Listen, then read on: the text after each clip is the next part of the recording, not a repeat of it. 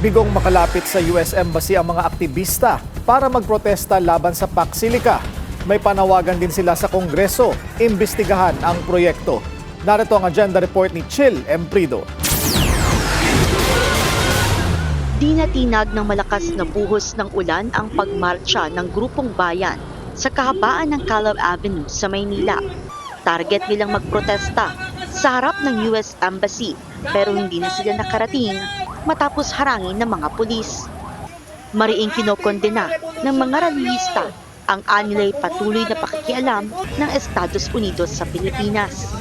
Ayon kay Bayan Chairperson Teddy Casino, hindi nila pwedeng isantabi ang karapatan ng mga Pilipino at mahalagang malaman kung anong mga proyekto ang ipinapasok sa bansa gaya na lamang ng PAC Silica Project. Mangyayari, mauubos ang ating likas na yaman, ang ating minerals, ang ating tubig, ang ating enerhiya para pagkakitaan ng mga investors ng Estados Unidos.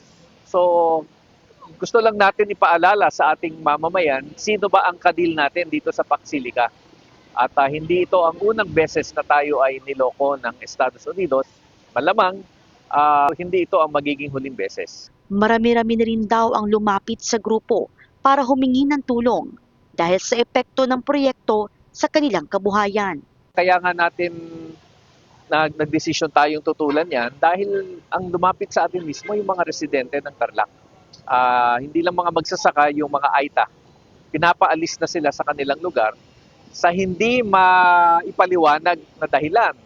Kung hindi pa in-announce ito ng US State Department, hindi natin malalaman at hindi malalaman ng mismong taga doon. Umaasa ang bayan na maimbestigahan ng Kamara at Senado ang PAC Silica Project, lalo na tuloy-tuloy ang development nito na nakatakda umanong isapinal sa Nobyembre ngayong taon.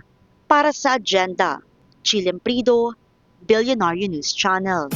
Manatiling nakatutok sa Billionaire News Channel. Sumubaybay sa aming social media accounts at mag-subscribe sa aming YouTube channel para sa mga eksklusibong balita at storya.